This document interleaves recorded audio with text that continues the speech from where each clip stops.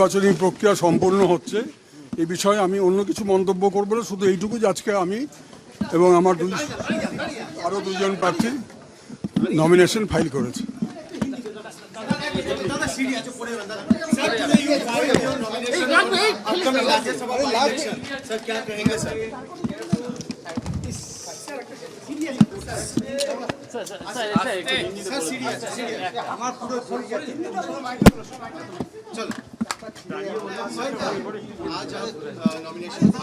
एक second silence please.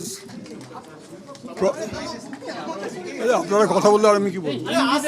হিন্দিতে বলছে, যারা বাংলা হয়ে গেছে, আমি হিন্দি আর ইংরেজিতে বলে দিচ্ছি,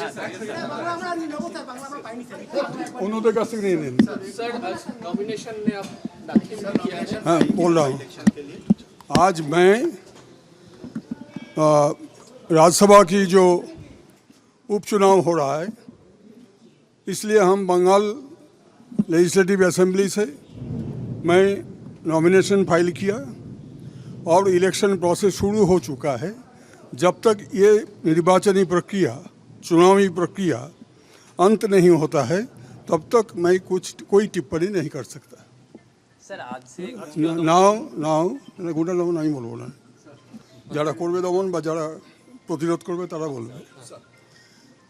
সুতরাং যেটা বলছিলাম, কি বলছিলাম, হ্যাঁ এটা ইংরেজিতে না। The by-election to the Council of States, that is Rajya Sabha.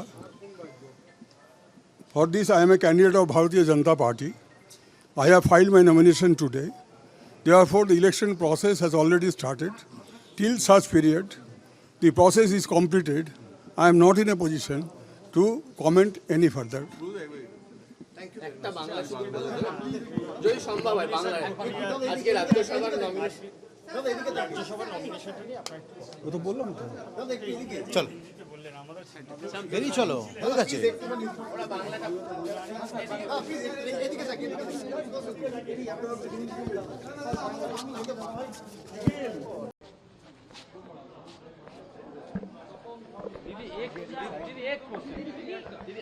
CM ने तो बोल दिया होगा जो बोलना है। नहीं, आज आपने अपना नॉमिनेशन दाखिल कर दिया है। जी जी, देखिए नामांकन का आज हिंदी से बोलूँ ना कि हम देखिए आज हमने भारतीय जनता पार्टी के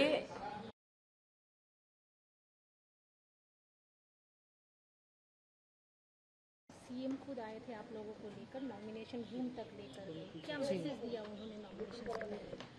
देखिए हम आज जो हमने हमारा नामांकन हुआ है, हमने भारतीय जनता पार्टी के तरफ से सिंबल के माध्यम से हुआ है और माननीय मुख्यमंत्री शुवेंदु अधिकारी जी हमारे साथ थे। बंगाल के कई सम्मानीय मंत्रिमंडल के सदस्य हमारे साथ थे, संगठन के लोग थे, विधायक थे, क्योंकि अब हम एक परिवार में हैं। तो जिस तरह से उन्होंने ये मीटिंग पहले सबको बिठाया, बातचीत हुई, फिर लेके आए, एक लीडरशिप की तरफ से एक मैसेज है दैट वी आर यूनाइटेड और हमको यूनाइटेडली काम करना है आगे से। बीजेपी का ये जो लीडरशिप है, शुभेंदु के नेतृत्व में उन्होंने गुंडा बिल भी जो है वो पास कर दिया, कानून बन गया, आज से इन्फोर्स भी। कौन सा बिल? गुंडा बिल जो एंटी क्राइम बिल है, उसको लेकर क्या बोलेंगे? क्योंकि उनका कहना है कि 36 साल और ये 15 साल जो टीएमसी के हैं, उनके राज्य में जो गुंडागर्दी थी वो खत्म करने के लिए ये बिल बहुत नेसेसरी था। ये बिल जो पारित हुआ है, जिसमें अरेस्ट के पावर्स एक्सेट्रा है, इस बिल से वही डरेगा जो चोर है और जो एकदम साफ है, जो बिल्कुल ऑनेस्ट है, जो किसी से पैसा नहीं उठाता गैर कानूनी, वो इस बिल से नहीं डरेगा। और जिसने पिछले 15 साल में तोलाबाजी किया, एक्सटॉर्शन किया, घूस खाया, वो इस बिल से डरेंगे। सो दूध का दूध, पानी का पानी होने वाला है, क्योंकि एक बंगाल की सड़कों पर, बंगाल के वार्ड में लोग क्या कहते हैं उसको पूछिए। तो ये गुंडे बदमाश डरेंगे इससे, और कोई नहीं डरेगा। आप भी असम से आते हैं, वहाँ पे यूसीसी है, अब बंगाल में भी आने वाला है। कमेटी के जो उसके ड्राफ्ट के लिए कमेटी भी फॉर्म हो चुकी है, देखिए, यूसीसी जो बंगाल में आने वाला है उसमें एक हाई लेवल कमेटी बिठाया गया है। रिटायर्ड जस्टिस रंजना देसाई जी उसमें है। She is a very eminent jurist. मैंने असम का देखा है बिल, मैंने बंगाल का बिल देखा नहीं है। मैं आपको बताती हूँ यूसीसी में क्या है। जो लोग सोच रहे हैं कि ये यूसीसी क्या है, पहले तो वो सुन ले कि आर्टिकल 44 संविधान में यूसीसी का प्रावधान है। दूसरी बात, असम की मैं बात कर रही हूँ कि वहां पे क्या लिखा है, अगर लड़की 18 साल से नीचे है और लड़का 21 साल से नीचे है वो शादी नहीं कर सकते। आप एक शादी से ज्यादा नहीं कर सकते। अगर आपकी धर्मपत्नी है उसके साथ आप दूसरी धर्मपत्नी नहीं ला सकते। अगर पिता का देहांत हो तो उसकी बेटी हो या बेटा हो, दोनों को एक अधिकार मिलेगा, इनहेरिटेंस। डिवोर्स मतलब डिवोर्स और मैरिज को रजिस्ट्रेशन करना पड़ेगा, ठीक है ना। तो ये समान अधिकार की बात कर रहे हैं।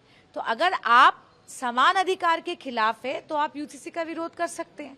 और अगर आपको लगता है कि बेटा और बेटी का अधिकार एक होना चाहिए, 18 साल से कम उम्र की लड़की की शादी नहीं होनी चाहिए, तो ये सब यूसीसी में है।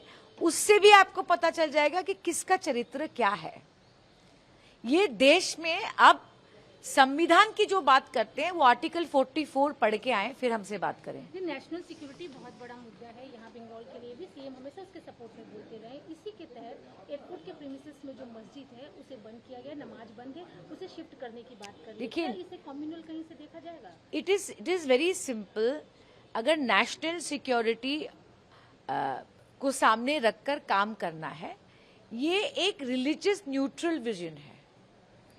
आप समझ रहे हैं, आज अगर सरकारी जमीन में कुछ भी बना हो वो सरकार कानून को मान के काम करेगी, वो सीधी सी बात है। अब जो लोग इसको इशू करेंगे, आपने जो उदाहरण दिया एयरपोर्ट का, वेस्ट बंगाल का, जो लोग इसको इशू करेंगे क्योंकि वो वोट बैंक पॉलिटिक्स कर रहे हैं। आज बंगाल का हर इंसान ये मानता है कि कलकत्ता में एक और एयरपोर्ट होना चाहिए। लास्ट क्वेश्चन दी मेरा। तुम 3 आपने बाई कहा लास्ट था कि ममता बनर्जी को देखकर आपने टीएमसी ज्वाइन किया था, लेकिन अभी जब ये टीएमसी का जो हाल है देखा जा रहा है, एयरपोर्ट की लड़ाई चल रही है, स्पेशल जो फ्लाइट होती है उसकी लड़ाई चल रही है कि अपने ही फंड के पैसे से स्पेशल जेट लिया गया। फिर सवाल क्या है कि आप इसे कहते हैं, ये जो अभिषेक जो है, अभिषेक यूज कर रहे हैं स्पेशल जेट, इस पर एक इंक्वायरी भी बैठी हुई है। देखिए, अगर कोई नेता सोचता है कि मैं इनोसेंट हूं, अगर किसी नेता को लगता है कि उन्होंने कोई दोष नहीं किया है, उनको सबमिट करना चाहिए। उनको जो भी इन्वेस्टिगेशन एजेंसी कहती है उनको साफ तरीके से जवाब देना चाहिए। अगर आप इनोसेंट है आप छूट जाएंगे, क्या है।